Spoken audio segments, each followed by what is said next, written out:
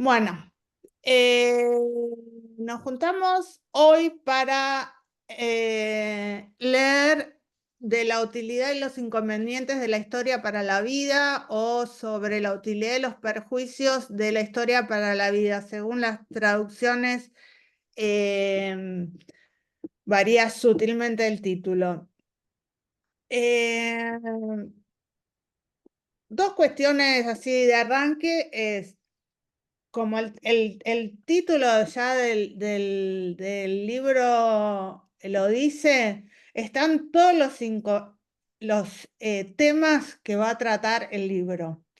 Sobre la historia, sobre todo una crítica a la historiografía, es decir, a la ciencia histórica, sobre todo, como dije, el encuentro pasado está muy atravesado una crítica a Hegel, ¿no? Y el sentido de la historia que él plantea.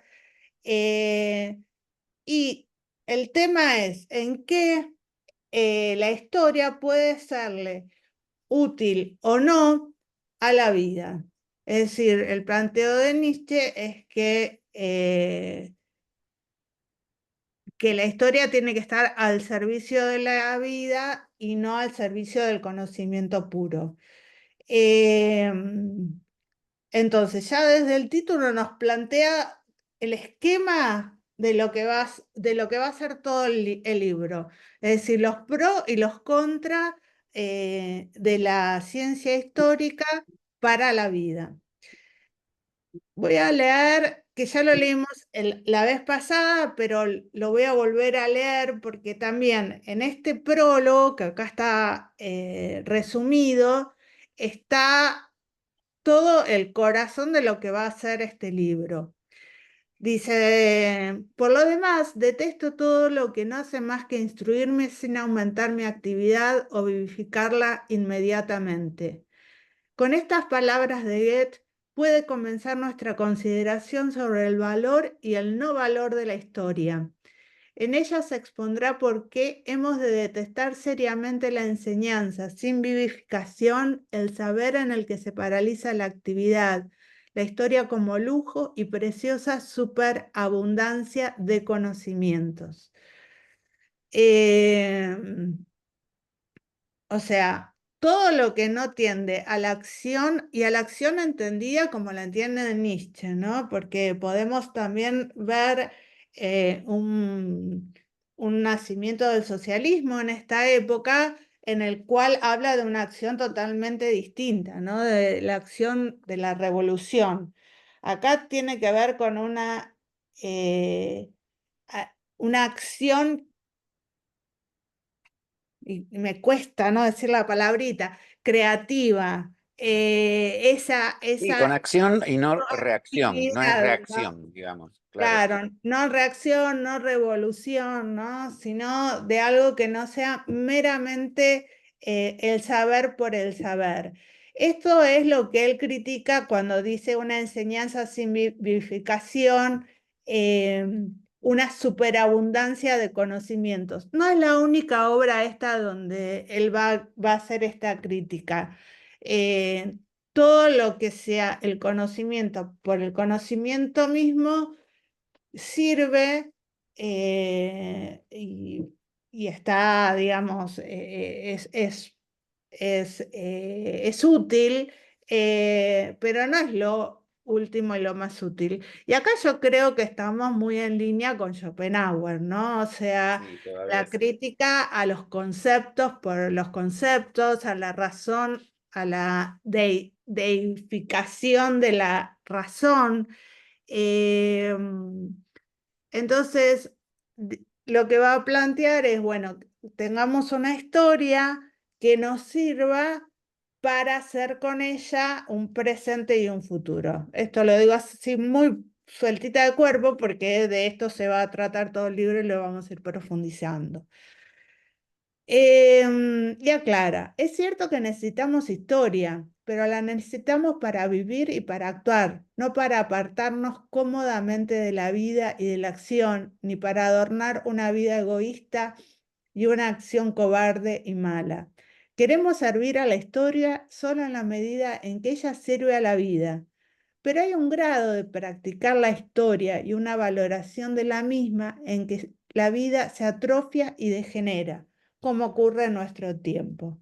En el tiempo de Nietzsche, ¿no? Cualquier parecido con la actualidad es mera Pura coincidencia. coincidencia. Yo trato de entender como un daño, como una enfermedad y un defecto de nuestra época, algo de lo que ésta está orgullosa con razón, su formación histórica, que se ha vuelto una especie de fiebre de consunción histórica y que deberíamos reconocer.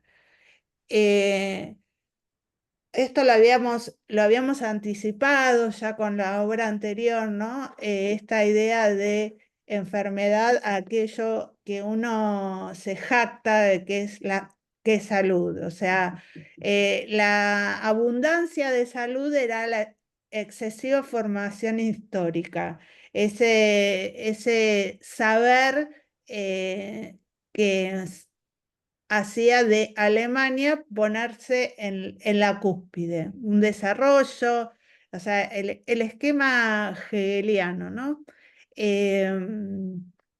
Una formación histórica que servía de justificación a la situación de la Alemania de esa época posguerra franco-prusiana.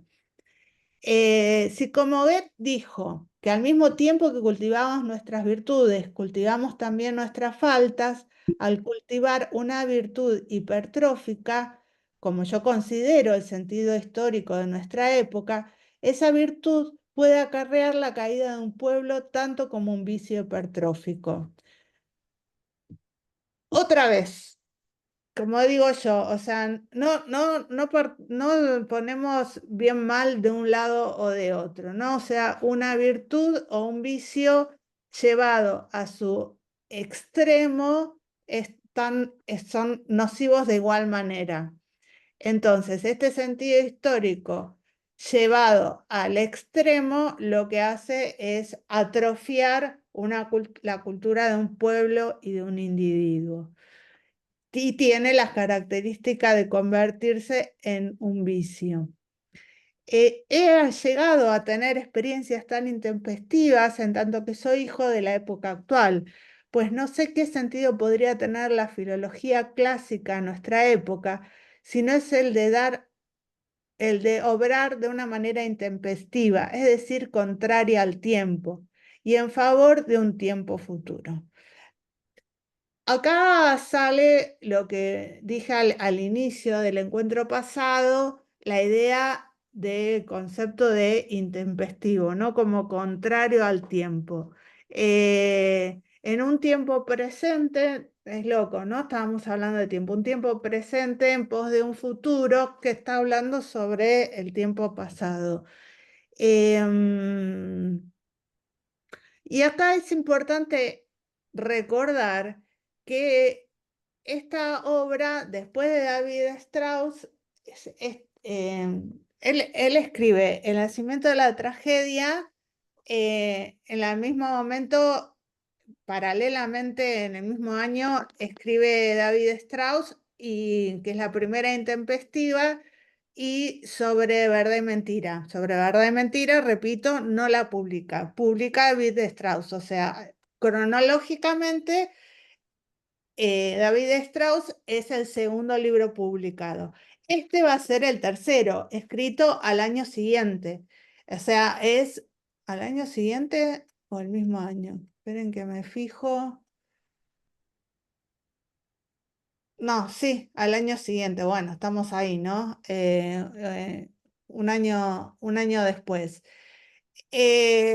Con lo cual, el planteo de la pregunta de cuál es la función de la filología, si no es de obrar de forma contraria al tiempo, en pos de un tiempo futuro, también está relacionado con su primera obra,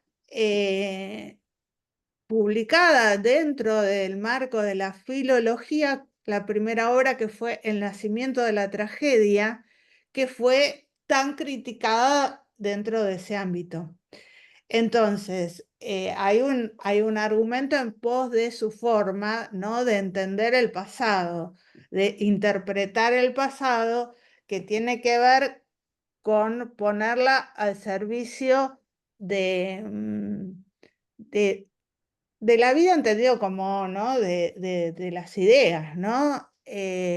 Porque no es solamente un pasado que se pretenda objetivo, que se pretenda que pueda alcanzar, estoy hablando de textos estudiados por la filología, ¿no? Que busque la objetividad, esta idea que hablamos antes, ¿no? Del valor científico de una disciplina cuando encima son disciplinas que son meramente interpretativas, con más o menos fundamentos, con más o menos investigación, o sea, no es una opinión claramente, pero sí interpretación. Entonces, me parece que, esto lo digo yo, que con el diario del lunes,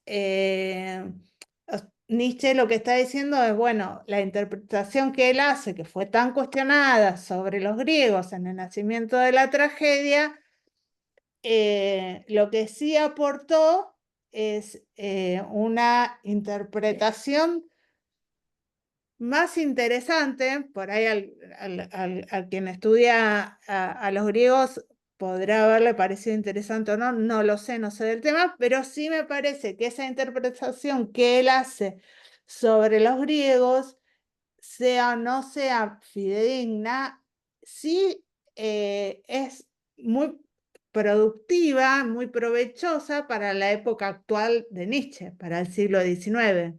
Sí. Por eso nos es tan fácil llevar esa interpretación que hace él sobre todo sobre Dioniso de Apolo, sobre la figura de Sócrates, llevarla y combinarla como él la junta con la figura de Wagner de su época.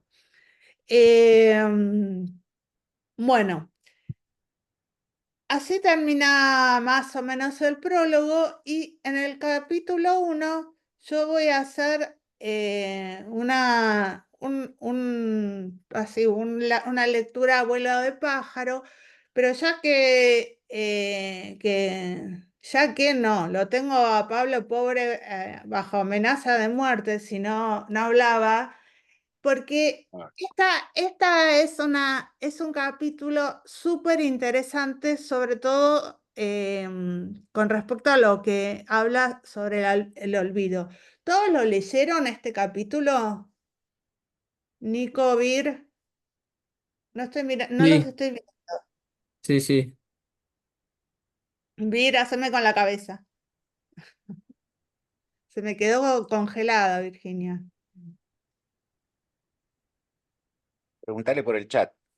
Sí, pero lo que pasa es que no puedo abrir más cosas. No importa, yo voy a leer. Y después vamos a hablar y charlar con Pablo, que es lo que más me interesa, porque Pablo está, como dije, en otro momento haciendo su tesis sobre Enfocado en el esto. Sí. olvido. Mm. Eh, Leo rápido y después vamos masticando el texto. El ser humano envidia la felicidad del animal que vive sin hastío, ni dolores, ni melancolía, sin saber lo que es ayer ni lo que es hoy, atado a la estaca del momento, porque no puede aprender a olvidar y sigue dependiendo siempre del pasado. El animal vive en forma ahistórica, pues se funde en el presente, no sabe fingir, no oculta nada y en todo momento aparece por entero como lo que es. No puede ser más que sincero. El ser humano, en cambio, que vive con la garra del pasado, se emociona al ver al rebaño paciendo o al niño que no tiene aún nada pasado que negar y juega por entre las cercas del pasado y del futuro en venturosa ceguera hasta que es sacado del olvido cuando comprende la palabra érase una vez y la imperfección de su existencia, un ininterrumpido haber sido, que vive de negarse y de destruirse y contradecirse a sí misma. paro acá. Esta comparación queda claro, ¿no? El ser humano atado a la estaca del pasado, el animal viviendo el presente. Solo algunas consideraciones con respecto a lo que leí que me interesan remarcar, sobre todo porque aparece la figura del niño, que después va a aparecer en Zaratustra, un niño que está en el presente y a medida que crece, ¿no? Es sacado del olvido. Y bueno, y entra toma conciencia de la existencia. La figura del niño como para destacar, y otra cosa que también quería destacar, sobre la sinceridad del animal.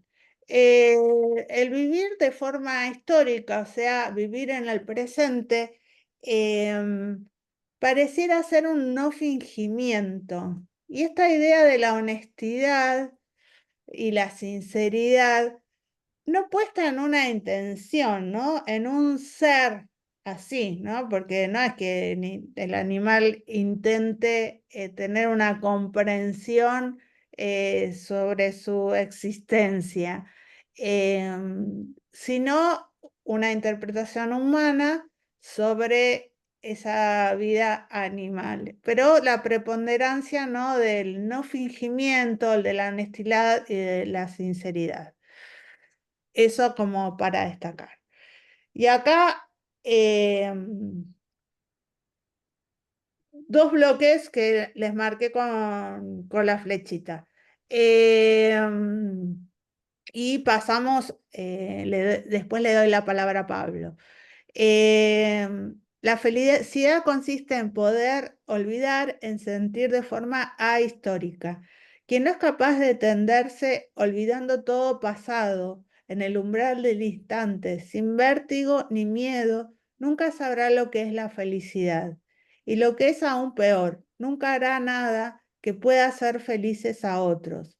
En consecuencia, es posible vivir y aún vivir feliz, casi sin recordar, como lo muestra el animal, pero es totalmente imposible vivir sin olvidar, porque hay un grado de insomnio, de rumiar, de sentido histórico, en que se resiente y finalmente sucumbe lo vivo. Acá quiero hacer un corte, porque después, que estábamos hablando antes, con Pablo viene la idea de la fuerza plástica. Y acá me gustaría invitarlo a Pablo y a todos a hablar sobre el papel del olvido. Pablito, tenés la Sí, palabra. no está haciendo, a ver, así en una primera lectura parece que está haciendo una apología del olvido, pero fíjense que en ningún momento está criticando la memoria, que sería la contraparte del olvido. Él lo que está diciendo, clarísimo, es hay un punto, hay un grado en que piensen en la carga semántica de la palabra ciencia en el siglo XIX, ¿no? Es como una verdad inapelable, es como un Antiguo y un Nuevo Testamento, la ciencia que nos dice lo que tenemos que recordar, que es todo prácticamente, ¿no? O sea, es como si la propuesta de la ciencia como historia fuera, bueno, es muy actual también, ¿no? No olvidar para ser felices, pero hay un punto en que el olvido, que es lo que propone Nietzsche, es todo lo contrario, es justamente lo que nos puede llevar a ser felices, por lo menos como niños. Él pone en la ciencia histórica una carga moral, aunque no lo está diciendo, que de alguna manera nos coacciona completamente, ¿sí? Nos tiene como, hola Horacio, ¿Estás muteado, Horacio? no se escucha. Estás muteado, no se te escucha. Bueno, lo que yo interpreto. Por eso es muy importante que asimile poder olvidar con el término ahistórico, que va a volver a aparecer. no es que no hace falta la historia, él nos está hablando de los inconvenientes y de la utilidad de la historia, lo que puede tener de utilidad. Y pone en primer lugar, casi en el primer acto, a la figura del olvido como aquello que nos va a permitir precisamente regular de alguna manera animal, fíjense que habla de animalidad, o de alguna manera natural, no lo dice así, que me perdone Foucault, pero para Nietzsche hay naturaleza en el ser humano, una suerte de algo que nos permita seguir adelante, no caer. Hay muchas cosas en este texto que después en su obra él va desarrollando. Acá no habla de resentimiento o de moral del resentimiento, pero sí nos dice, que, sí dice literalmente, perdón, se resiente y finalmente sucumbe lo vivo, lo vivo. O sea, él está acá peleando contra el sentido histórico de la ciencia, es decir, contra el sentido dogmático de un pasado que tenemos que tener presente porque así son las cosas, porque está lejos de decir que repetimos. Pero él lo que plantea es que el olvido es aquello que nos permite ser felices, felices como niños, es decir, estar en el presente, en el hoy, en el aquí y ahora. Todavía no habla de fuerza plástica, es lo que viene, Está pero bien, leo eso y sí, porque ahí profundizamos viene, ahí cierra la un idea, poco ¿no? más. Dice, el límite donde lo pasado tiene que ser olvidado para evitar que se convierta en sepulturero de lo presente, depende del grado de fuerza plástica de un ser humano, de un pueblo, de una cultura, de esa fuerza de desarrollarse específicamente a partir de sí mismo, de transformar y asimilar lo pasado y lo extraño, de cicatrizar heridas, reponer lo perdido, regenerar formas destruidas. Y acá le hago la introducción a Pablo, que tiene que ver con su tesis. O sea, uno como casi naturalmente ve como un carácter negativo, ¿no? Del olvidar algo y no, o sea, tener memoria es lo positivo y olvidar es lo negativo, ¿no? En Sí, el Río de absolutamente. Boca, en la dicotomía. Eh, entonces, y de hecho, si recordamos sobre verdad y mentira, Nietzsche dice que nosotros, que las verdades eran ilusiones que habíamos olvidado que lo eran. Olvidar es eso, o sea, es perder la memoria. O sea, en ese momento nos decía, en el carácter tradicional en que se interpreta el olvido, carácter negativo en el cual nosotros habíamos olvidado que eran meramente ilusiones. Las verdades habíamos olvidado que eran meramente ilusiones. Y acá nos hace un planteo del olvido que es lo opuesto a eso. O sea, es un carácter totalmente positivo de este olvido. Y ahora sí, en esta introducción lo dejo a Pablo que se explaye. Bueno, viene de lo anterior, ¿no? O sea, está poniendo en valor el olvido. De hecho, la tesis, lo que estoy tratando, lo que estoy trabajando es justamente la transvaloración del olvido. ¿Por qué ponerlo en valor? Porque el olvido lleva en Occidente una larga historia de subordinación a la memoria. El olvido es falta, el olvido nos lleva al pecado en un paradigma anterior, el olvido no nos permite ser racionales. De hecho, hoy por hoy y con la técnica imperando a los Heidegger, lo que tenemos es la inteligencia artificial. Esto para vos, Nico, en realidad es una memoria permanente de todo. La inteligencia artificial, por ejemplo, no olvida, no se confunde. ¿Eso qué quiere decir? ¿Que es verdad? Y no. El sueño hecho realidad de la enciclopedia, Es ¿no? absolutamente, o sea, de Hegel, si querés. A ver, todo lo real, o sea, que están proponiéndonos un artificio, bien lo dice su nombre, que en realidad está hecho a imagen y semejanza de la época en que vivimos.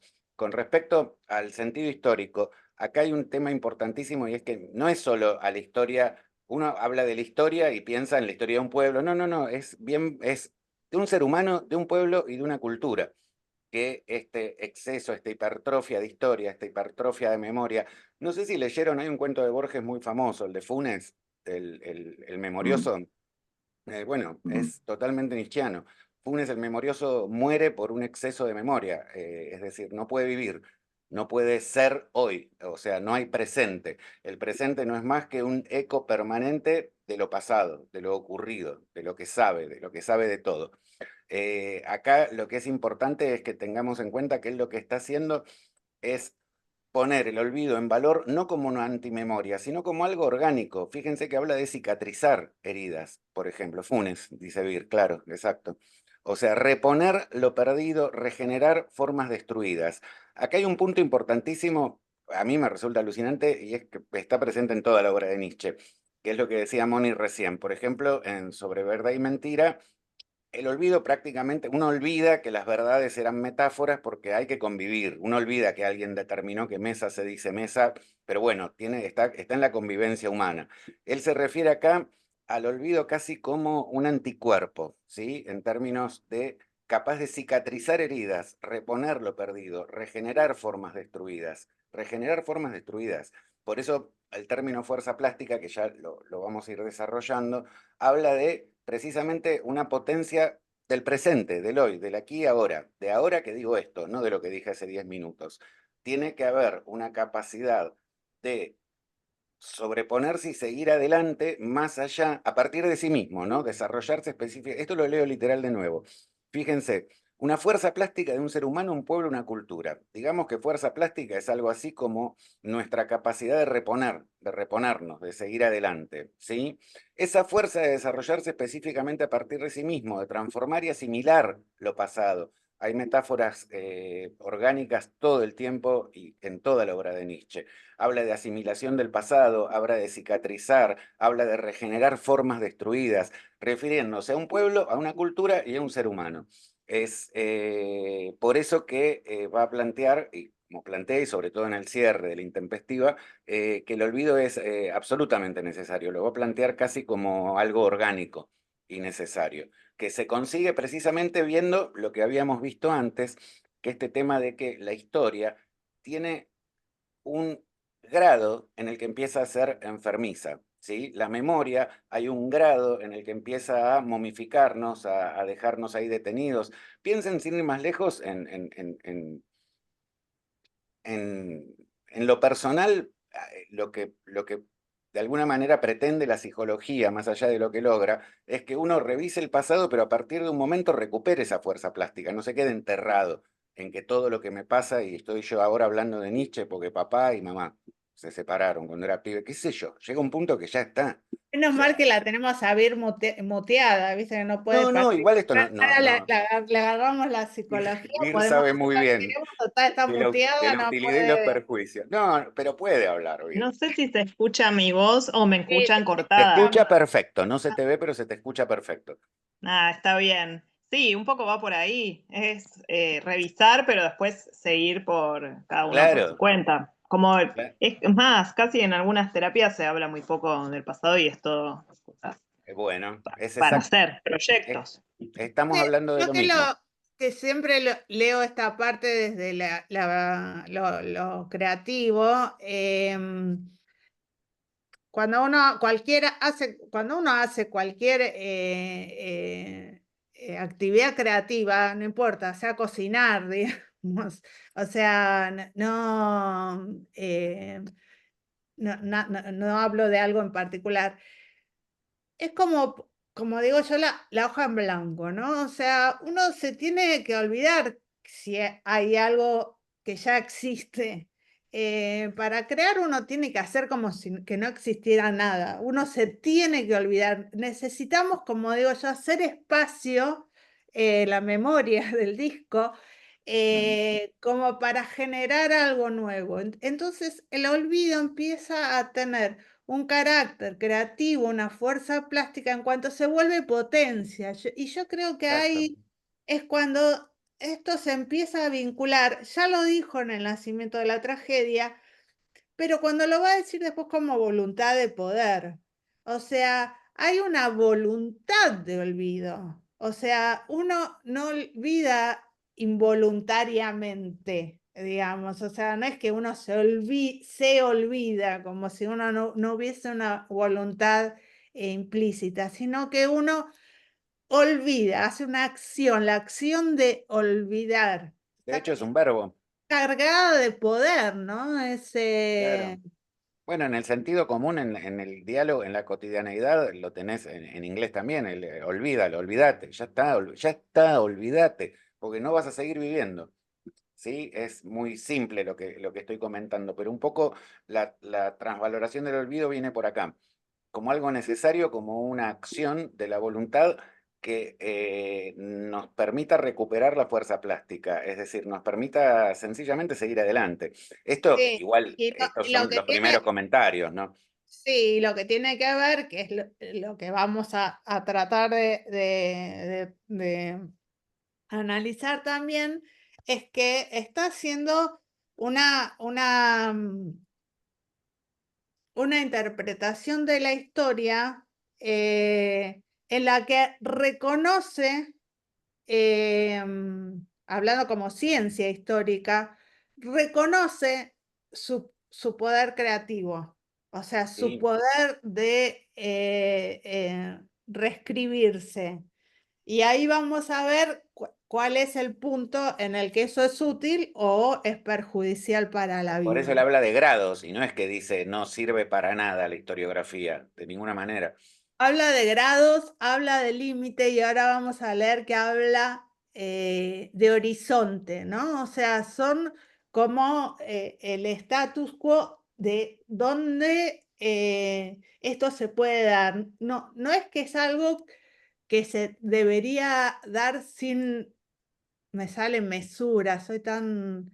No, pero eh, está bien, acordate que es pero Heráclito el que está en el fondo de Nietzsche. sí, O me sea, sale más aristotélico. ¿No? Es un justo medio, es un punto exacto. bueno, es muy griego eso. Es porque no sé si lo leí. Creo que Hay pasaste una. un límite donde el pasado tiene que ser olvidado para evitar que se convierta o sea, un punto, un límite, un grado. Sigo leyendo. Todo ser viviente solo dentro de un horizonte puede alcanzar salud, fuerza y fecundidad. Si es incapaz de encerrarse dentro de un horizonte y demasiado egoísta como para integrar la propia perspectiva en otra ajena, sucumbe prematuramente. La serenidad, la conciencia tranquila, la acción alegre, la confianza en lo porvenir depende de que exista una línea que separe lo escrutable y claro de lo inescrutable y oscuro, de que se sepa olvidar y recordar oportunamente, de que se discierna con vigoroso instinto cuando se necesita el sentir histórico y cuando el sentir ahistórico. Lo ahistórico y lo histórico son por igual necesarios para la salud de los individuos, de los pueblos y de las culturas. Esto aclara más aún lo que venía diciendo antes. Resume casi todo esta frase en azul. Sí, porque O sea, aparte acá hice casi una copia de una cita es casi toda textualmente. Hasta cierto grado, el sentir ahistórico. Acá hay términos que tenemos que tener cuidado cuando lo lea, porque yo acá lo reformulé para que se entendiera, pero cuando uno lee este texto por primera vez, empieza a histórico, histórico, suprahistórico, se pierde. Yo traté de organizar, digamos, el sentir ahistórico es el sentir del animal, el sentir histórico es el sentir humano. el Eh, natural, digamos. el nuestro, que no tiene que caer en una hipertrofia. Entonces, no podemos, o sea, podemos buscar recuperar algo de lo histórico, de lo instintivo, y no podemos dejar de movernos en un sentir histórico también. Y al sentir ahistórico, él sí, leo, constituye el fundamento indispensable para que crezca algo justo, sano y grande, algo verdaderamente humano. Y recalco esto, fundamento. O sea, esta situación natural que Pablo también comentó, o sea, donde se da el humano como, como otro ser de la naturaleza, igual que el animal, es el estado en básico desde donde todo se genera. Esto ocurre cuando usa lo pasado para la vida, para hacer nueva historia sobre la base de lo acontecido. Pero cuando se da un exceso de historia, el ser humano deja de serlo. Es decir, está acá lo que plantea, digo, lo leo lo comento porque pues, le di un tijeretazo a todo esto, ¿no? Es decir, lo que está diciendo es, hay una humanidad en la cual la historia nos sirve en la medida en que nosotros construimos otra historia. O sea, nos sirve, y después nos va a explicar cómo, en la medida en que nosotros usamos la historia para hacer nueva historia. En el momento en el que nos excedemos con la historia, perdemos nuestra humanidad, y esto es importante. Y acá repite, este estado ahistórico, antihistórico, es la matriz, antes había dicho fundamento, de todas las acciones justas, y ningún artista logrará su creación, ningún jefe militar su victoria, ningún pueblo su libertad, sin haberla antes deseado y anhelado en tal estado ahistórico. O sea, lo antihistórico tiene más que ver con lo instintivo, entiéndase instinto en la terminología de Nietzsche, o sea, no racionalmente. Pero, y acá la contraparte de lo ahistórico sería lo suprahistórico. Si pudiéramos acceder a esa atmósfera histórica donde se han originado todos los grandes acontecimientos históricos y como seres cognoscentes alcanzar un punto de vista suprahistórico, tendríamos una visión clara y completa de la historia, la de haber captado la única condición de todo acontecer, de haber aprendido a extraer de cada ser humano, de cada vivencia, la respuesta a la pregunta de cómo y para qué se vive. Se habría alcanzado la cima de la historia y nadie podría experimentar ninguna seducción para seguir viviendo y cooperar en la historia. Es decir, tenemos los dos extremos y los dos son complementarios. Un sentir ahistórico en el cual se da casi lo instintivo, lo natural, que es desde donde surge cualquier historia, y un punto de vista suprahistórico que es totalmente intelectual, es decir, que nos corresponden tantos seres cognoscentes. Entonces, ahí es donde donde interviene la ciencia histórica. En un estado ideal, con lo suprahistórico pasaría, como dijo Pablo antes, con Funes el Memorioso. Sabríamos absolutamente todo. Podríamos tener, como dice acá, la visión completa, clara y completa de por qué algo ocurrió, se dio y aconteció. O sea, sería como poder tener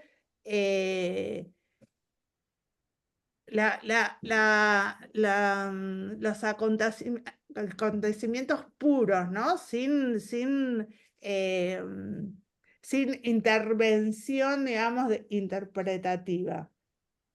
Y entonces, bueno, al haber captado esa esencia del por qué ocurrieron las cosas, de cómo se dieron, podríamos tener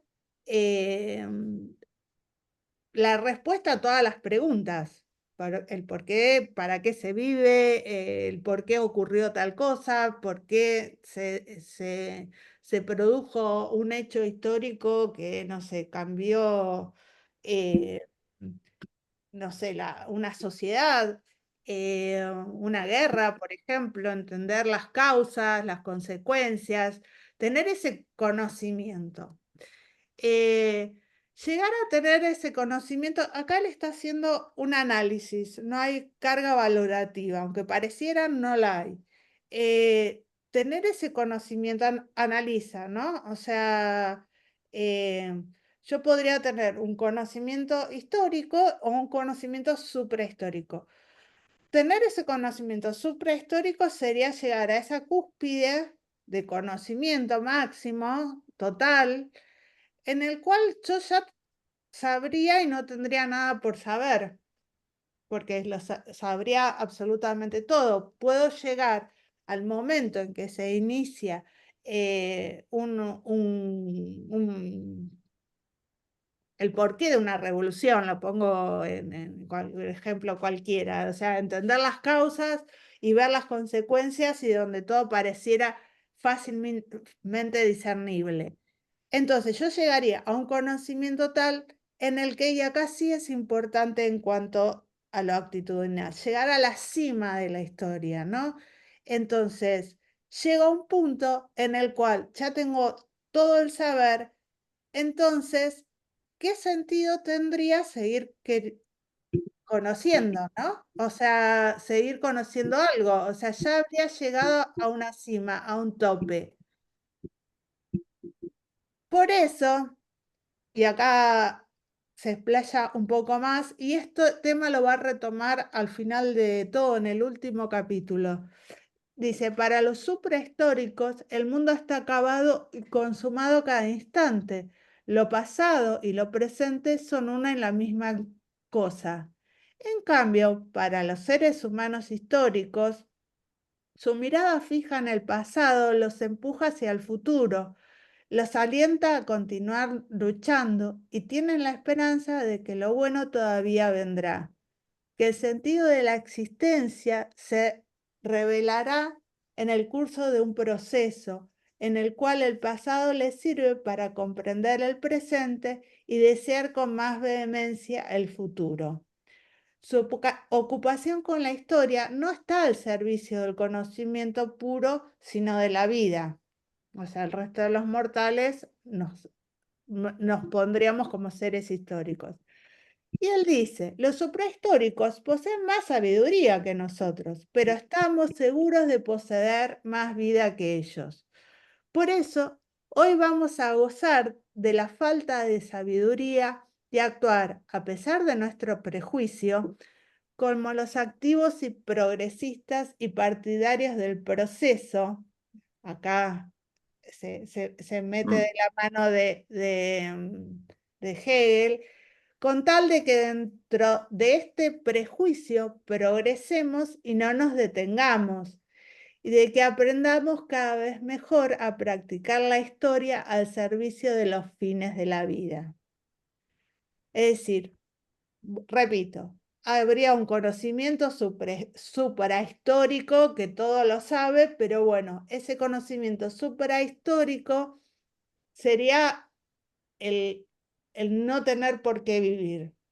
El sentimiento humano de los seres históricos en los cuales la historia nos sirve, lo pasado nos sirve para pensar una vida futura, nos mantiene vitalmente, o sea, nos da el impulso para poder seguir viviendo. Y por eso dice, bueno, le vamos a dar una mano a los activos y progresistas partidarios del proceso. Estamos hablando de Hegel, ¿no? El proceso de la historia, del espíritu. Reconoce que es un prejuicio con tal de que progresemos y no nos detengamos.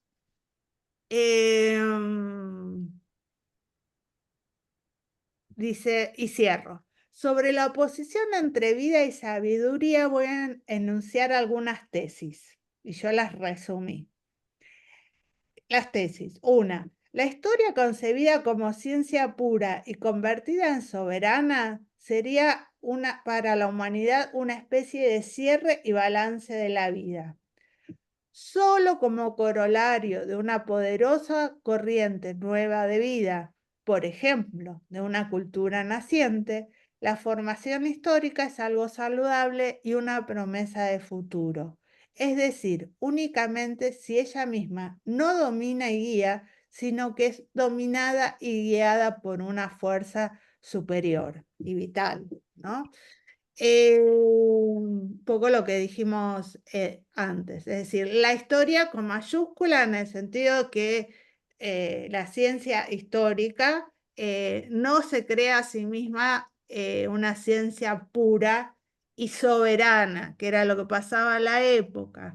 Es decir, en la medida en que sea parte de un proceso, ¿no? Un poco la cuestión orgánica de la que hablaba Pablo antes, o lo que decíamos, bueno, llegamos hasta un punto de conocimiento y eso nos puede servir para conocer alguna otra cosa. Ahora, si creemos que ese punto de conocimiento o hecho histórico es el corolario y lo voy a decir a propósito, del desarrollo del espíritu, ahí meto un comentario, una alusión a Hegel. Entonces, si yo llego a esa instancia, entonces no tengo para dónde más ir. Entonces, en la medida en que la historia se considere a sí misma como el punto de partida de una nueva cultura, es productiva. Esto es algo que Nietzsche va a ir ampliando. Ahora está haciendo enunciados de sus tesis. La historia, otra tesis, la historia, en tanto que está al servicio de la vida, está al servicio de un poder ahistórico y por tanto, en este estado de subordinación nunca podrá ser ni debe llegar a ser una ciencia pura, como lo son las matemáticas, por ejemplo. Ahora bien, la cuestión de hasta qué punto la vida tiene necesidad del servicio de la historia es una de las más graves cuestiones y preocupaciones en lo que respecta a la salud de los individuos, los pueblos y las culturas, pues donde hay cierto exceso de historia se desintegra y degenera la vida y por último, a raíz de esta degeneración, a su vez también la misma historia. Bueno, corto acá, capítulo 1, le doy la bienvenida a Horacio, Hola, sí. Bueno, disculpas por recién engancharme, pero vengo pero te muy mal, enganchaste. me tiré sin paracaídas, pero aquí estoy, digamos, ya que llegué a tiempo. Buenísimo, Eh, bienvenido. ¿Puedo hacer una preguntita que espero Yo que no antes sea... que nada te pregunto, ¿pudiste leer algo? ¿Llegaste a leer algo del texto? No, por eso, leí muy poquito. Está bien, no, Entonces, no, para saber. pero es una duda sobre lo que estabas vos hablando ahora, ¿no? En el, quizás por un problema de lenguaje, ¿no? En el mundo de la ciencia, hablamos de cuando hay un avance científico, es que se rompe un paradigma, ¿no? Es decir, pero me cuesta, me parece difícil pensar eso sin pensar en un sentido histórico, porque el paradigma se rompe pero digamos, no en cualquier momento y digamos, hay una historia en la que se van rompiendo los paradigmas y se va cambiando la visión o se va ampliando, ¿no? Porque en realidad es que, eh, entonces, no sé si estoy usando bien el concepto histórico, digamos, ¿no?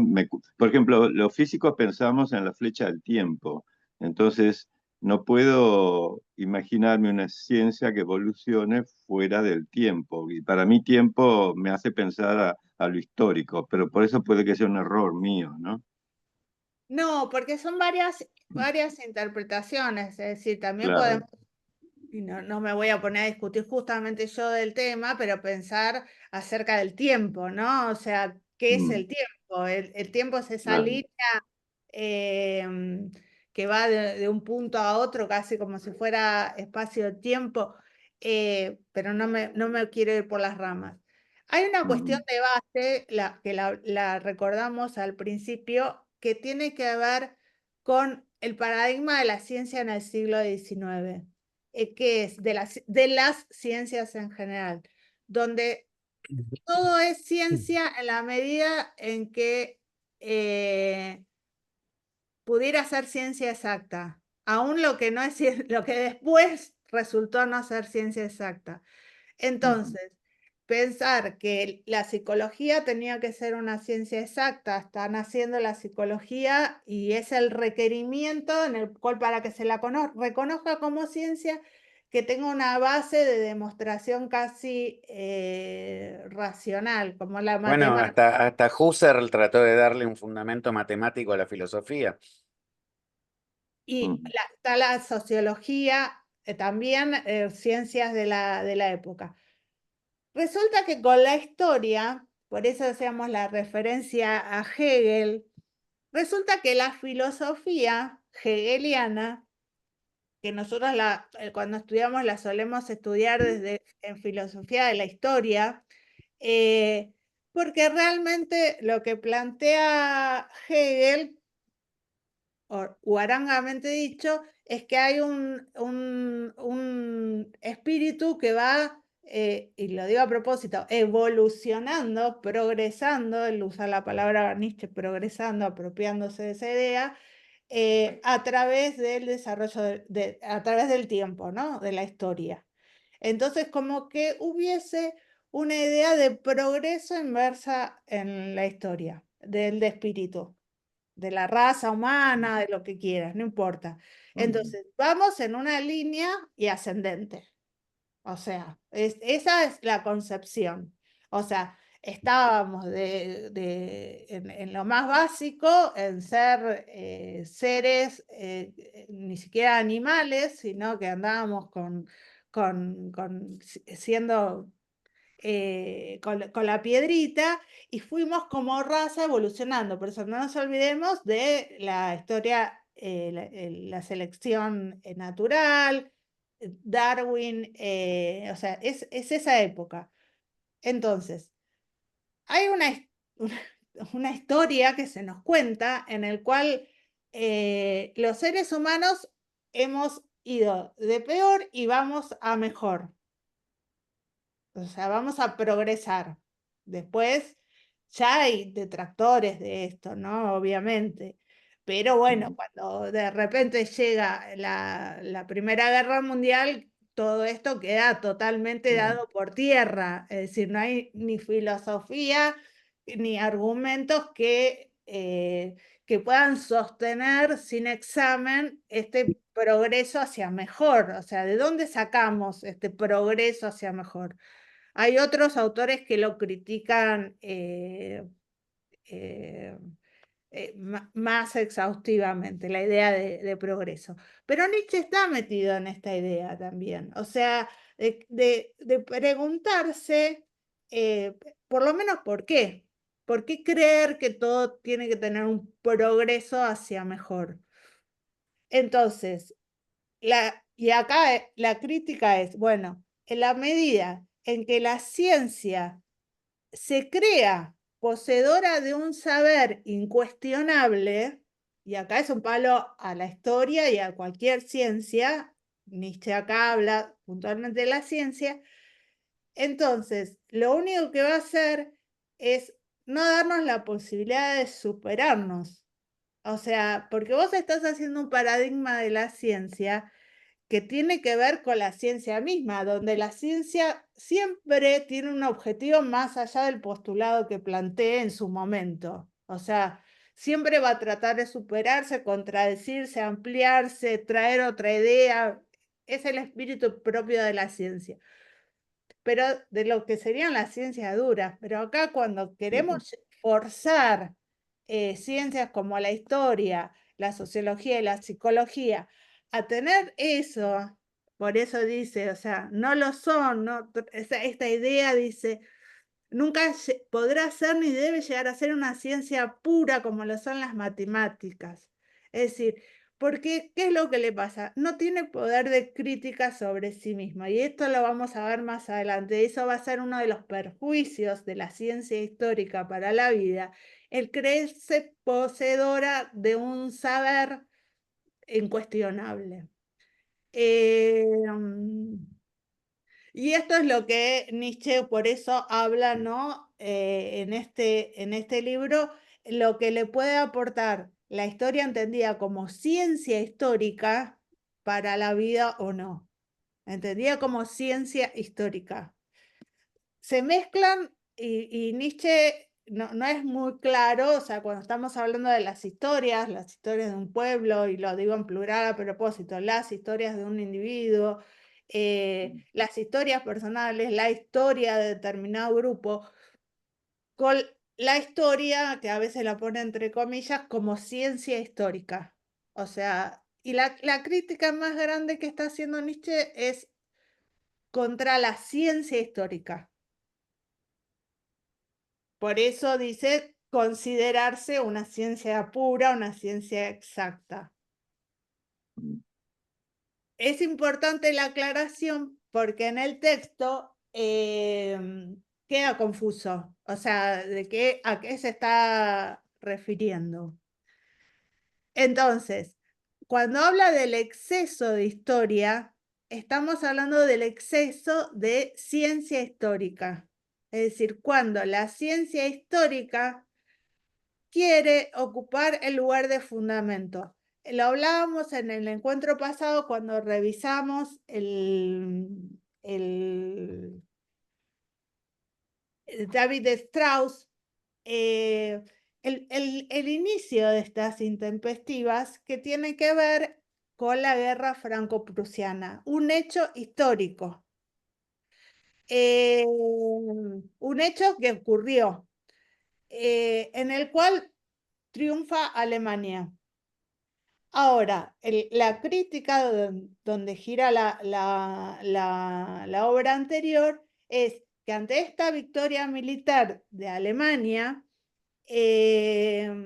Alemania se cree poseedora de una cultura superior, además de una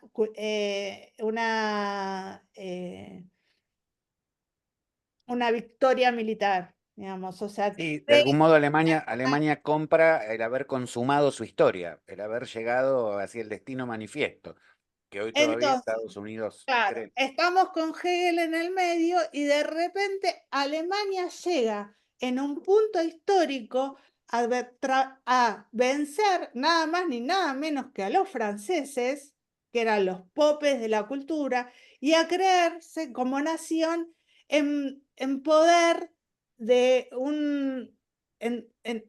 porque la historia le confirma encima, o sea, es como el huevo a la gallina, ¿no? O sea, le confirma su destino, o sea, estaba destinada a ser superior. La filosofía hegeliana no está al servicio de poner también a Alemania en ese lugar. ¿Y qué es lo que pasa? Cuando esto se desarrolla y hay una filosofía atrás que soporta esta idea en la cual te dicen, bueno, ok, estaba destinado, por usar una palabra que no la usa Nietzsche, a que Alemania sea la nación hegemónica, y de hecho que lo termina siendo, por lo menos también económicamente. Nietzsche el planteo que dice es, bueno, que ganó una guerra, tiene primacía militar, va adquiriendo y de hecho se transforma en una potencia económica también, pero eso no le garantiza que también sea una potencia cultural. O sea, la crítica de Nietzsche es, todos se creen que además ganó un lugar dentro de prestigio y de supremacía dentro de la cultura en general, y en realidad dice, bueno, y nosotros le seguimos pidiendo prestado a los franceses su forma de vestir, sus modales, su forma de, o sea, no somos más que mala copia de los franceses, así dicho guarangamente. Entonces, a esa crítica que hace con respecto a la sociedad en el libro anterior, ahora arremete puntualmente contra el basamento histórico que sostiene esa creencia. Entonces, y ahí empieza, o sea, está bueno charlarlo porque uno puede confundir algunos términos, ¿no? Historia con minúscula, historia con mayúscula. Él está puntualizando en cuestionar el sentimiento histórico atrofiado, ¿no? El sentimiento en el cual se cree ser como ciencia algo determinante. Hasta ahí más o menos, fue así como un resumen, algo me olvidé, chicos, ustedes. No, estuvo perfecto. No, no. Fue así como medio un arañazo de lo que pasó el encuentro anterior y lo que empezamos a ver acá. No. ¿Qué hora estamos? Bueno, tenemos Y media exactas, 8:30 exactas. Pablo, vos me marcas cualquier cosa. No te preocupes. Aparte, perdóname, para cerrarte, Horacio, acordate, lo que vos bien Sí. citaste el tema del paradigma científico. Esto Sí. es Kuhn, que es siglo XX, ¿sí? O sea, Kuhn Sí, sí. es, que para mí es genial. Yo leí el libro de Kuhn en su momento, me pareció maravilloso. Fíjate que o sea, en el siglo XIX Nietzsche le está pegando a esa ciencia como la medieval, es decir, un paradigma que aparentemente no sería ni siquiera pasible de entrar en crisis, no habría crisis. Claro, Hoy claro. sabemos que es exactamente al revés, que justamente sería cuasi nietzscheano, si querés, considerar que Sí, precisamente el paradigma puede y debe entrar en crisis y ahí surgen, viste que es así, hoy al menos, por lo claro. menos dentro de lo que es el pensamiento de Kuhn. En la época de Nietzsche te lo planteaban como una consumación. ¿Se acuerdan? Bueno, por lo menos los que somos grandes, cuando en los 90 nos hablaba un tal Fukuyama de que el mundo, una vez caído el muro de Berlín, había llegado el fin de la historia. Bueno, Sí, sí. pasaron 30 años y la No, historia se no siguió escribiendo. conozco. La historia se siguió escribiendo. No fue el fin de ninguna historia. Bueno, y Bueno, también hubo el poder, ¿no? Que, por ejemplo, Es que ahí va. que el ver que la Tierra era redonda fue Eh, un descubrimiento de la Edad Media, pero, exacto. pero había muchos poderes que la Iglesia, por ejemplo, del momento y todo eso, que no quería que eso se Exacto. supiera, digamos. Y sin Sí, sí, embargo, sí. ya hasta desde el punto de vista científico existía, pero hubo que esperar 2 siglos para que se produjera el cambio, ¿no? Yo entiendo eso como esa historia congelada, digamos, ¿no? Bueno, Por a eso distintos vamos a motivos. ver cuando vayamos viendo. Si pudieras leerlo sería genial porque te va a cerrar perfecto. Precisamente Sí, eso es sí, lo que sí, Nietzsche sí, critica como exceso de historia. O claro, sea, ya está, es el fin, se acabó, llegamos a la consumación, ganamos la guerra y ahora somos los más capos. claro, o sumamos conocimiento histórico en la medida que pensemos alineados en la misma esquema de pensamiento. claro, O sea, si todos decimos que esto es blanco, sumamos conocimientos si percibimos diferentes matices de blanco. claro. O si alguien dice, no, no es blanco, es negro. El cisne negro. Entonces, o no es blanco directamente, o el blanco es una, no sé, una convención.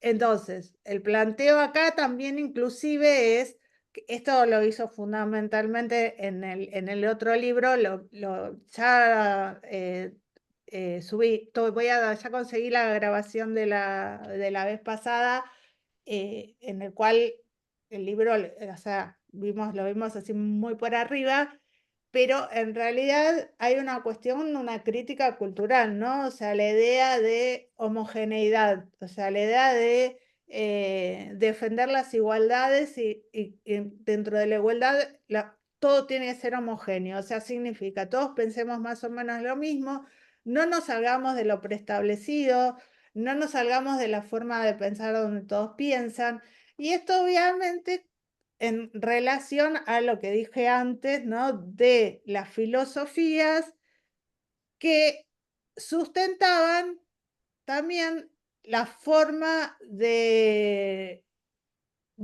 percibirse a la Alemania de ese entonces.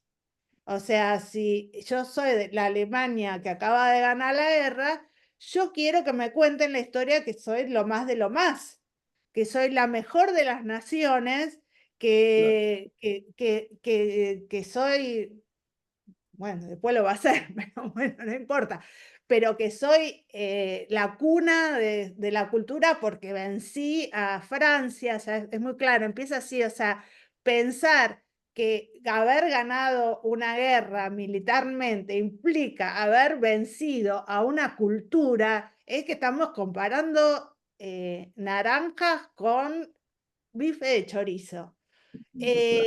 Entonces, o sea, no tiene nada que ver una cosa con la otra. Entonces, pero ¿qué pasa? Si yo pertenezco a ese grupo hegemónico dominado por los eruditos, los intelectuales y divulgado por la opinión pública, entonces yo puedo generar una idea o un saber, una verdad, todo lo ponemos entre comillas, en el cual justifica que Alemania esté donde esté, porque la historia ya estaba escrito. O sea, el espíritu se iba a desenvolver hasta llegar a su apogeo, que justamente iba a ser el siglo XIX, el apogeo de Alemania. Y por eso, no inocentemente digo, bueno, y después vino la guerra, ¿no? O sea, las dos guerras en las que Alemania pierde. Entonces, en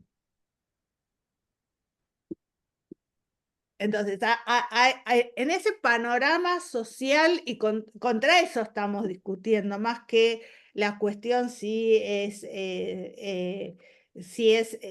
conceptual, ¿no? Si es la historia. Estamos hablando de algo como más grande. Y lo que es interesante, que hoy arrancamos en realidad un largo tiempo charlando entre nosotros, en el que yo comentaba que me había quedado, que la otra vez había dicho, porque a mí el libro David Strauss, El confesor y el escritor, excepto el capítulo 1, no fue un libro que me haya gustado, muy por el contrario. Y yo, obviamente, con toda la autoridad del mundo sobre Nietzsche, porque Nietzsche no sabe nada de nada, decía, bueno, es un libro muy crítico, no hace una propuesta,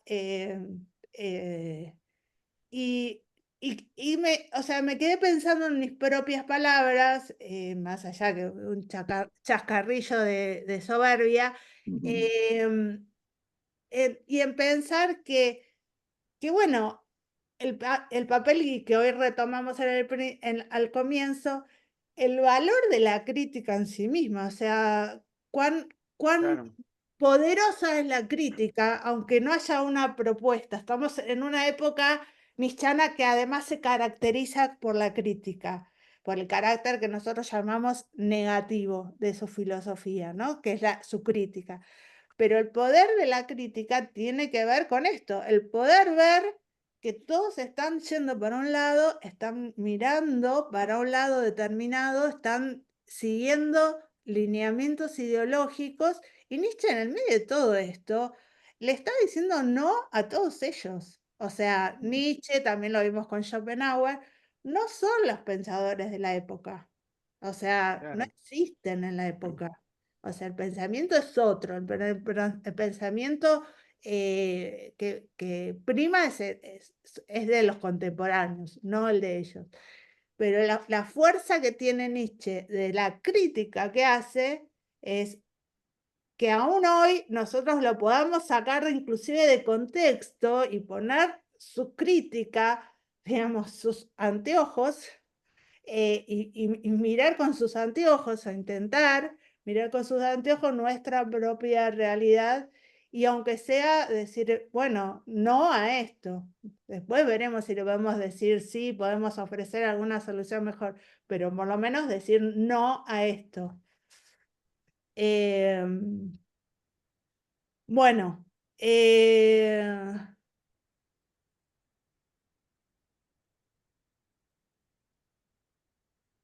Gracias por los comentarios y bueno, espero no haberlos desviado un poco de la línea. que nos gusta hablar sobre lo mismo, si somos Para todos eso los chicos estamos, son claro. exalumnos. Hace un montón de años que venimos discutiendo sobre lo mismo. Eh, y acá empieza en este capítulo, hasta el 4 inclusive, la presentación de 3 modelos de historia o formas de encarar la historia, que son la monumental, la anticuaria y la crítica. Lo va a desarrollar en los capítulos 2, 3 y 4. Es lo más famoso del libro, es estos 3 modos de historia. Leo y discutimos. Si el ser humano es activo y aspira, le corresponde la historia monumental. Si preserva y venera, la anticuaria. Si sufre y necesita liberación, la crítica. Estoy parafraseando, pero utilizo, como dije la vez pasada, la terminología lo más parecida posible.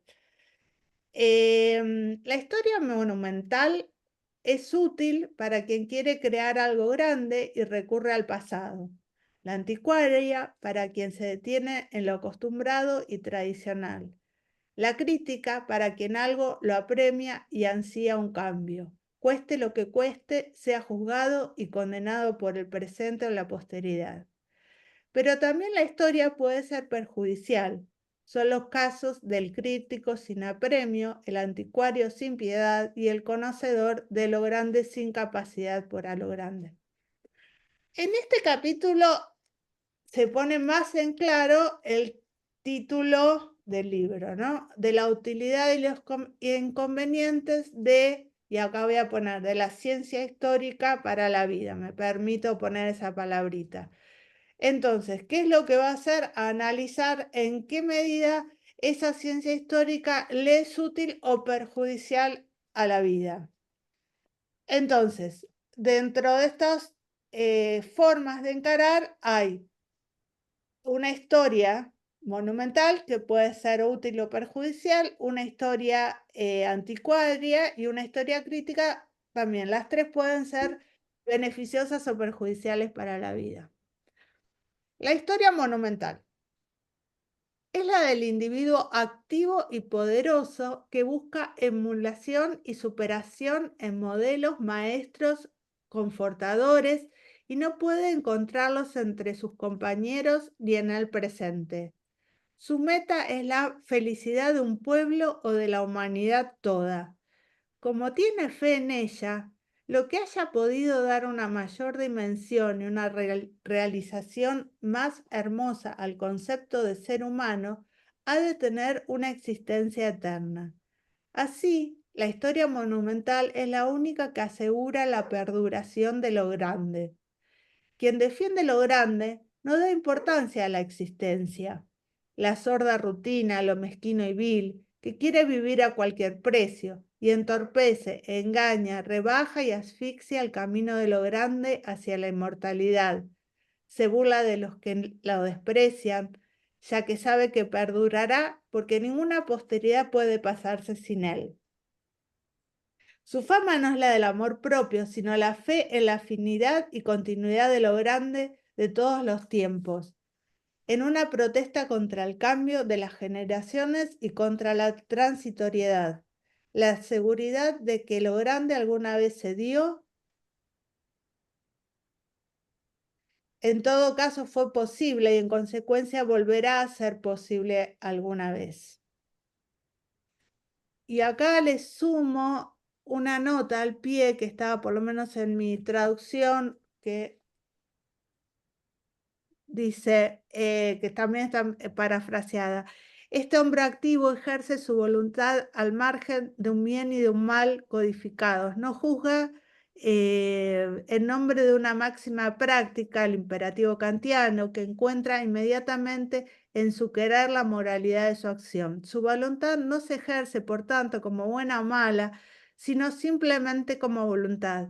Ella explica el concepto de fuerza plástica antes aludido, del que Nietzsche piensa la acción de estos héroes en en analogía con la creación artística. Un poco lo que habíamos hablado, Pablo, antes con respecto al olvido. Bueno, hasta ahora no está haciendo ningún juicio de valor sobre la historia monumental, ¿no? O sea, él lo que dice, bueno, a ver, ¿cómo se puede ver la historia? Bueno, la historia vista de un modo monumental es lo que ve como un monumento, el pasado como algo grande, posible de ser repetido. O sea, si ya pasó, puede volver a ocurrir. Y eso grande tiene que servirme de modelo, de ejemplo para seguir, ¿no? De algún La referente. referencia. Claro. Estamos re en síncoro, Pablo. Y esto es interesante, hay una fe, ¿no? O sea, una creencia en que podemos también ser mejor, ¿no? O sea, eso es interesante. Está bien, el argumento es, bueno, si fue, puede volver a ser, ¿no? Pero hay una idea eh, em, positiva en el sentido de creencia en la capacidad del ser humano, ¿no? Em, de repetirse a sí mismo en lo bueno. Y me interesa también destacar esto, ¿no? La protesta contra el cambio de las generaciones y contra la transitoriedad. Es decir, hay un pasado a ver, el ejemplo claro es Grecia, ¿no? La Grecia antigua, o sea, a Nietzsche le pasa, o sea, lo grande son los griegos. Entonces, si se dio, tendamos a repetirlo, a volver sobre esos pasos de esos referentes de la antigüedad presocrática, aclaro. Entonces, a veces no es necesario inventar porque ya lo bueno ocurrió y está bueno tomar eso de ejemplo. Sigo. Otro aspecto que me parece interesante. ¿Con qué violencia hay que meter la individualidad de lo pasado en una forma general y atenuar la diferencia de los motivos y los móviles para presentar los efectos en forma monumental, ejemplar y digna de emulación prescindiendo de las causas? Es como una colección de efectos en sí, de acontecimientos que en todos los tiempos surtirán efecto, como lo que se celebra en las fiestas populares, religiosas o conmemoraciones de hechos bélicos. O sea, a ver, es cierto, ¿no? O sea, tenemos que sacar un montón de aspectos para emular alguna figura del pasado. O sea, todos lo sabemos, por lo menos los de mi generación, cuando estudias historia, San Martín es bueno, Esa es nuestra, justamente, esa es nuestra historia Sarmiento, monumental. Sarmiento nos decepcionó porque parece que no era bueno como nos habían enseñado. Algunos dicen que era un reverendo hijo de puta, entonces uno no entiende cómo era Sarmiento, ¿era bueno o era malo? Eso hoy, Moni, acordate cuando éramos No, chicos, no, todos no. eran, No, pero aparte tenías que entrar bueno o malo, o sí, sea, si sí, eras un necesariamente. héroe, ibas en un billete, eras bueno. Y Con sí, Roca, con lo Roca no mismo. entendíamos bien porque depende de quien nos contara la historia, no entendíamos por qué había estado en el billete o no. Pero bueno, esa es la idea, ¿no? Es decir, cuántas cosas tenemos que sacarle a esos maestros que nos sirven de guía para meterlos en algo que pueda servirnos generalmente y decir, bueno, esta es la figura digna de emular. ¿No? Sacar todas las diferencias. Y acá, ¿no?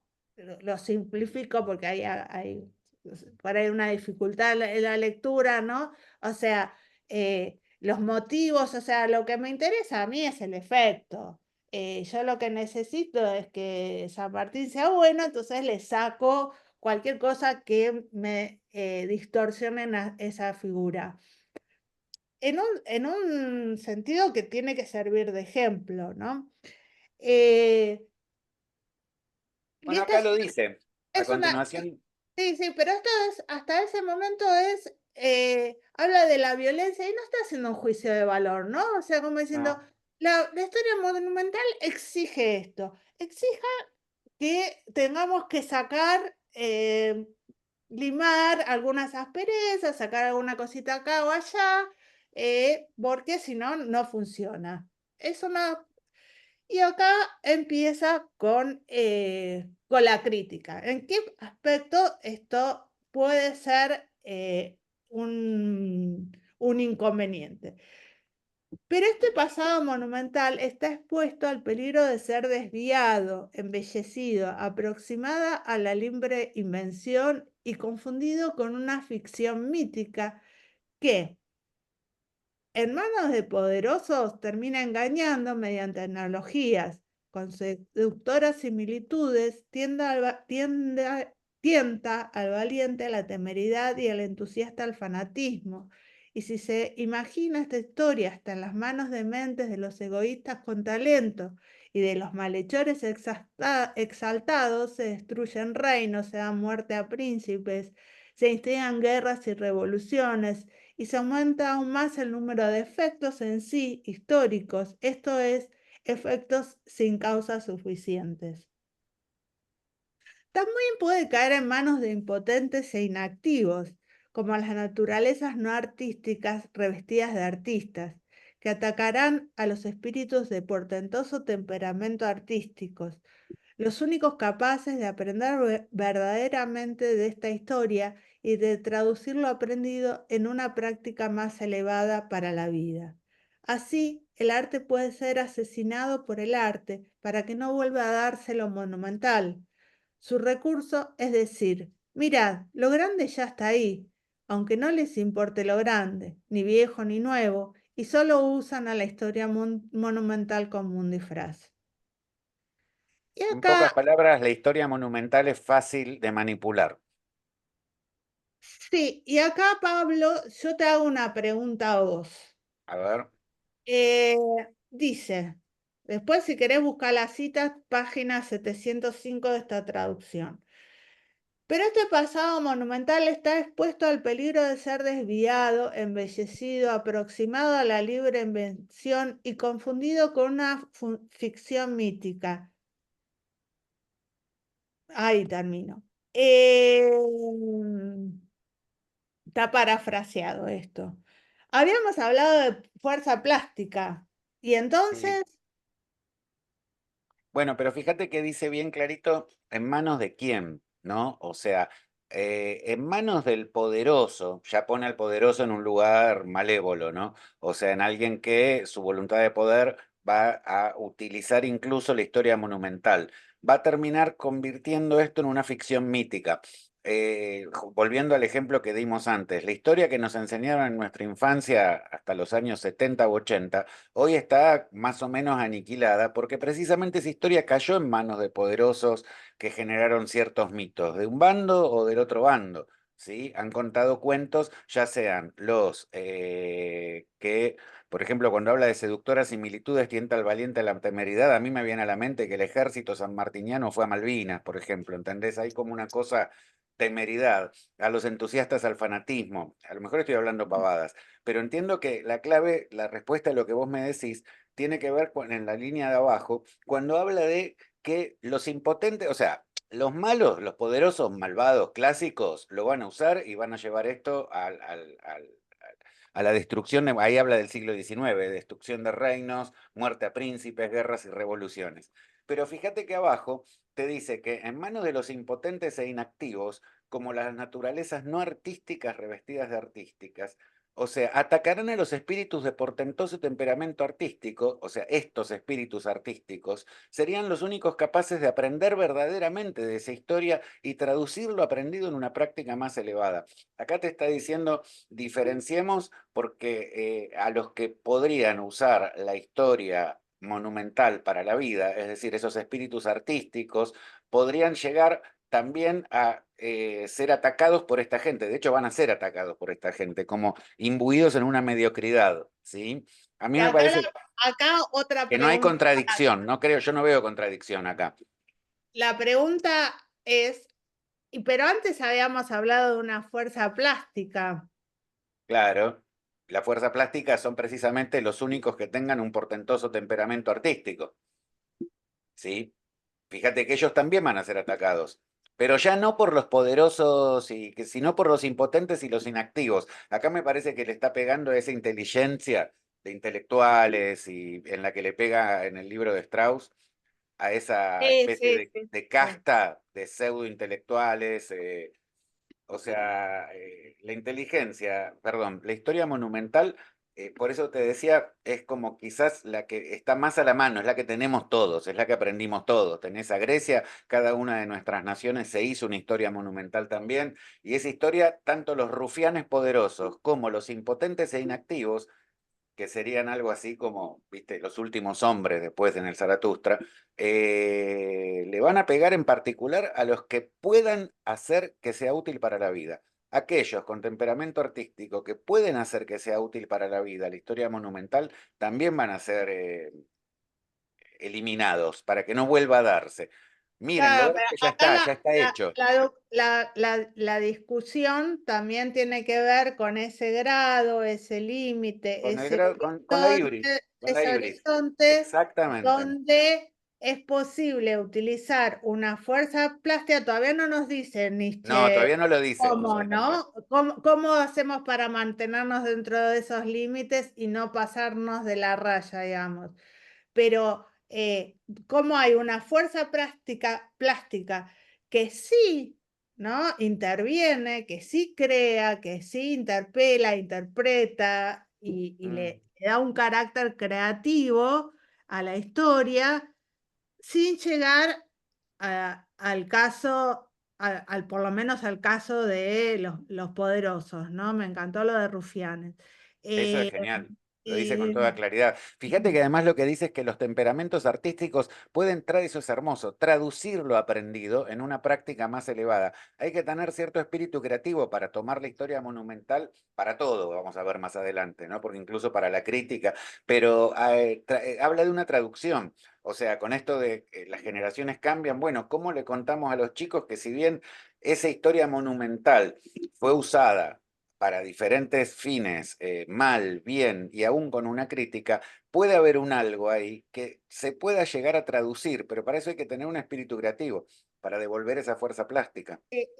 Igualmente, yo quiero aclarar que ese temperamento artístico que tiene la capacidad de crear o que tiene la capacidad de esa fuerza plástica o como leí antes la nota al pie o esa voluntad, ¿no? Esa posibilidad de instalar un nuevo cristal de cómo mirar las cosas, no es el común de nosotros. O sea, son ciertas naturalezas, Y eso es todo Nietzsche, gorda. es decir, por eso Nietzsche se lo tilda de aristócrata, ¿no? Habla Claro. de nobleza, o sea, hay una cierta, que esto es lo que nos falta construir, ¿no? Lo está construyendo, está construyendo esta idea. Pero el superhombre nietzscheano del Zaratustra no viene de un paracaídas, se va construyendo a partir de esta crítica, de una intuición, de una forma de que hay una tipología de ser humano, y no quiero hablar de sociedad para que no se lo entienda como hecho social, pero debería ser. Hay una cierta tipología que no es que a cada uno de nosotros hoy me levanto y cuento de Nietzsche determinada cosa y yo soy la dueña de esa verdad y vale para todo el mundo.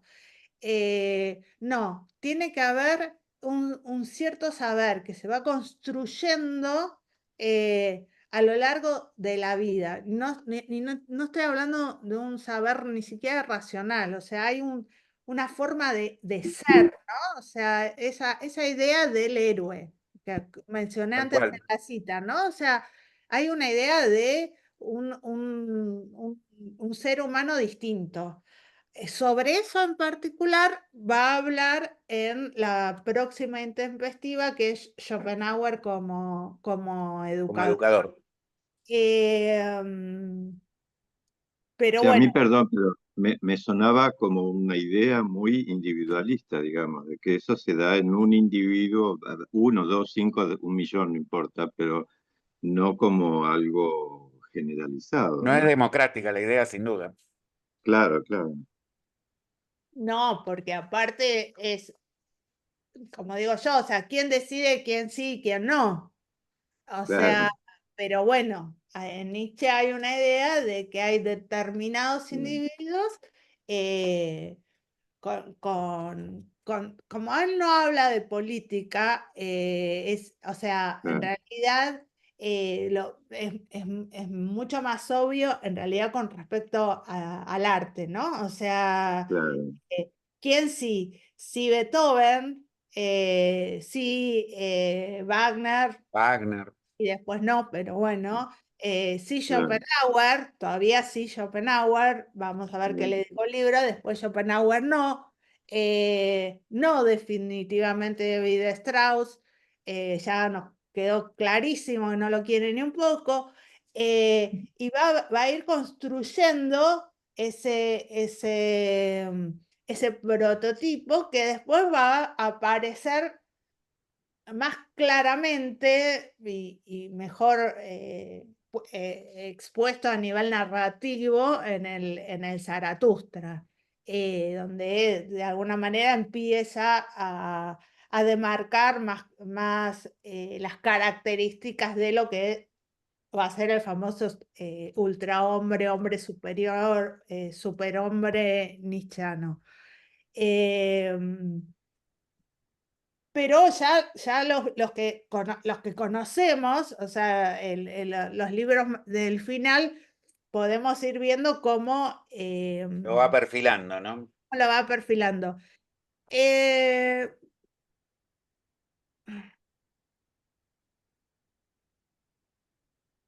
a ver, ¿quieren que avancemos rápidamente? Son 9:05. Yo creo que Claro, da para yo ver a lo mejor. preferiría cortar acá y tengo muchas ganas de escucharlo a Nico. Está Nico, te toca. muteado. Ahí. Yo venía pensando justamente en ese exceso de historia.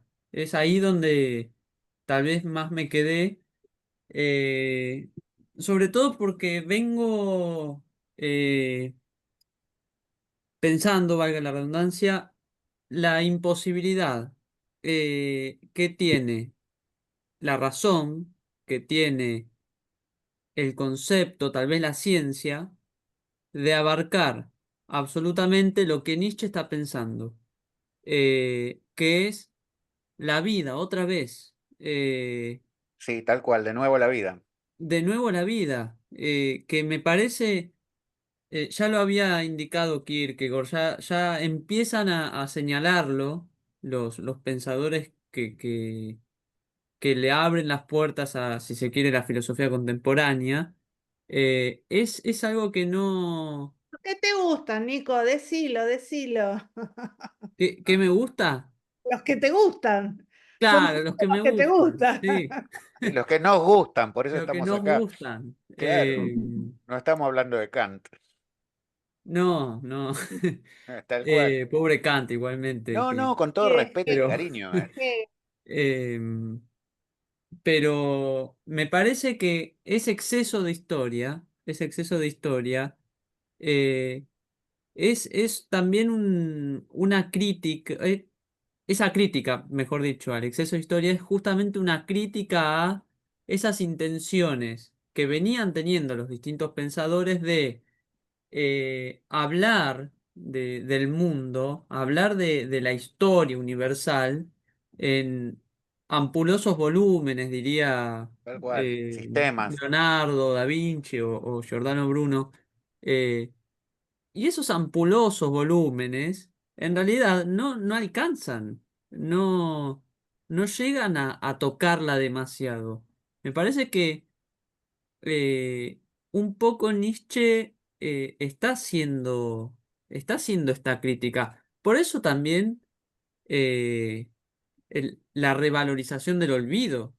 Por eso Exactamente. también Exactamente. la valorización de la creatividad.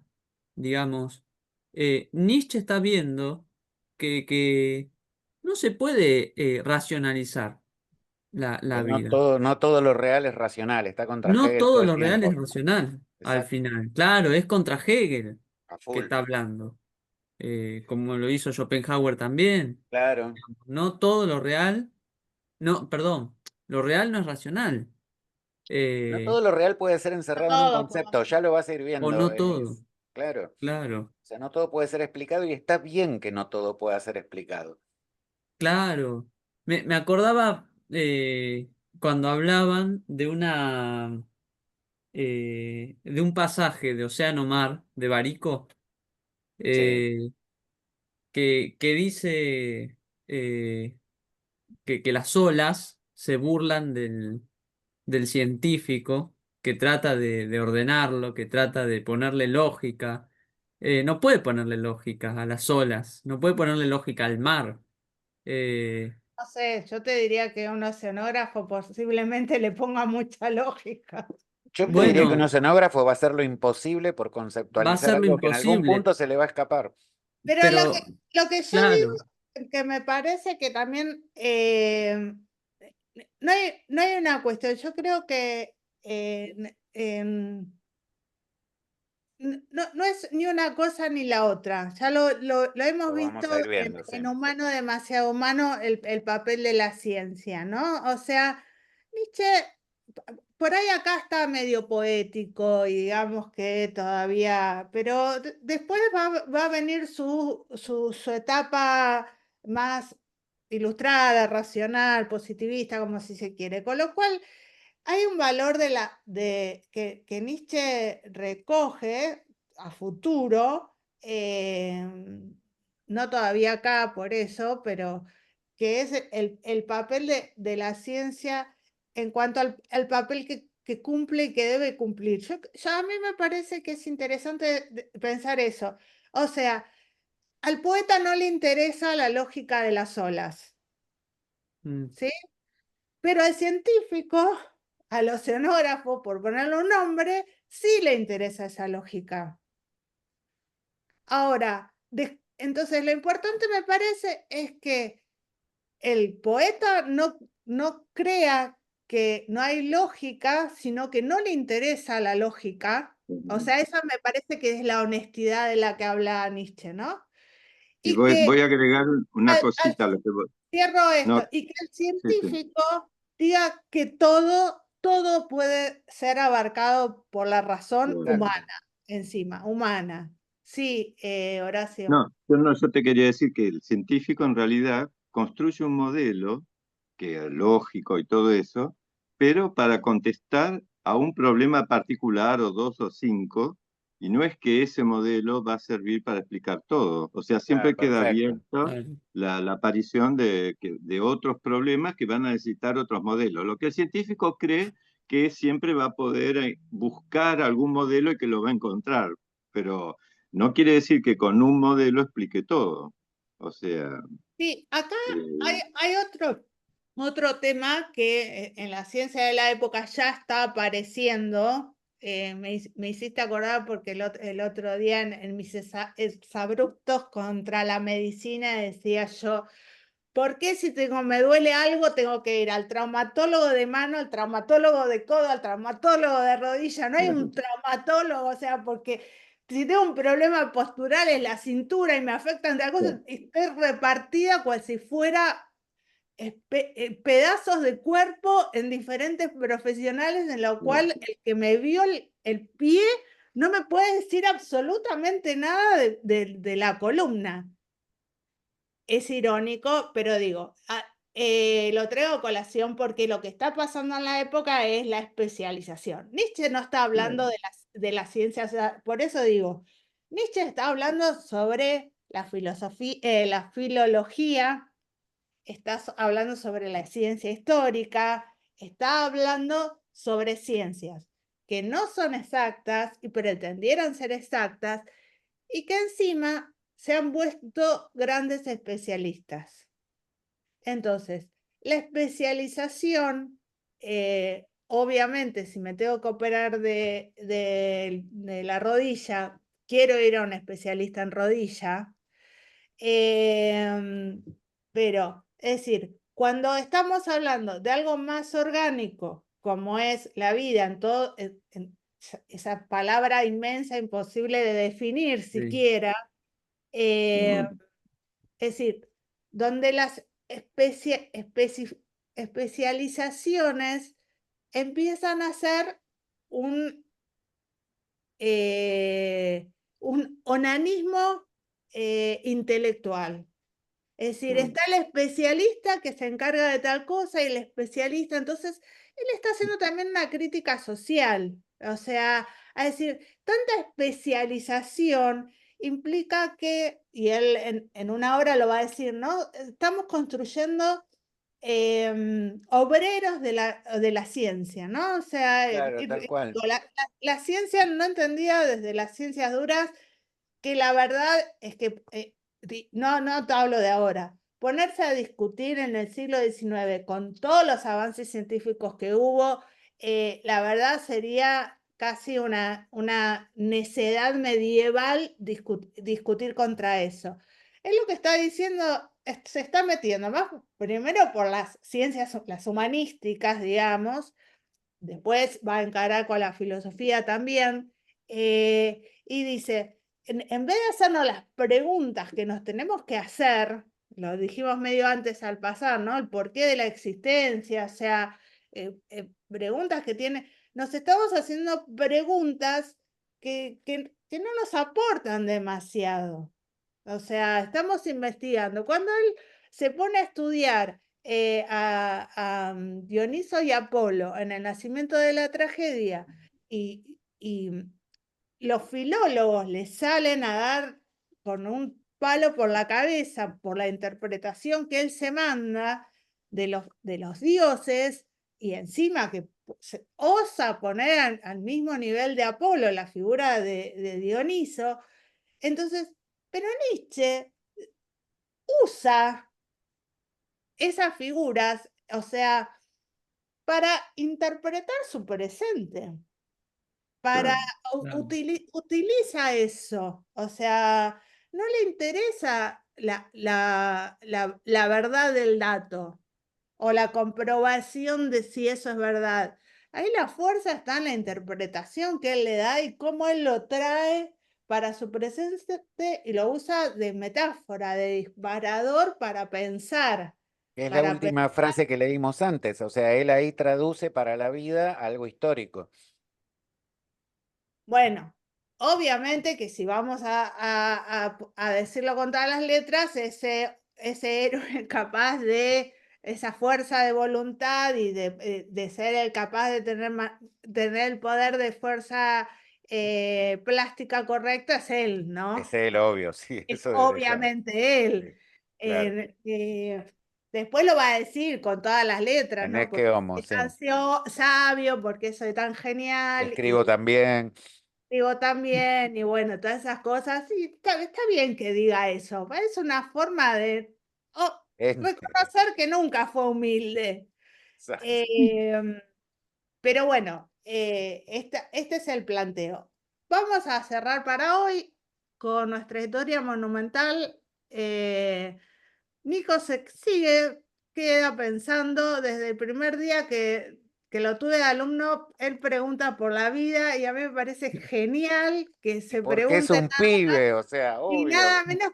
No, pero sobre todo me parece genial que él con 23 todavía tenés, Tal Sí. cual. con 23 se haga semejante pregunta, o sea, Nico es el que está más cerca del niño, Moni, o sea, tiene una ventaja ahí extraordinaria. claro. no tiene memoria, no tiene Claro, mucha tiene poco para memoria. olvidar, tiene poco para Tiene olvidar. todo su terreno. Todo está por hacer. Bueno, gente, un placer. A Che, ver, después, Moni, acordate de pasarnos donde buscamos lo que quedó grabado, ¿sí?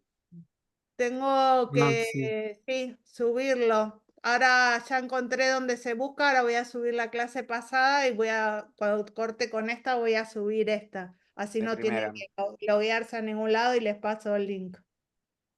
Bárbaro. Bueno, Bueno, Bueno, gente, buenísimo. un gusto estas charlitas de los jueves, la verdad. Sí, un placer para el alma. siempre. Sí, Bueno, sí. yo Fuerza, encantado de poder. recuperamos fuerza plástica. Y lo recuperamos a Horacio, que lo tenían Sí, secuestrado.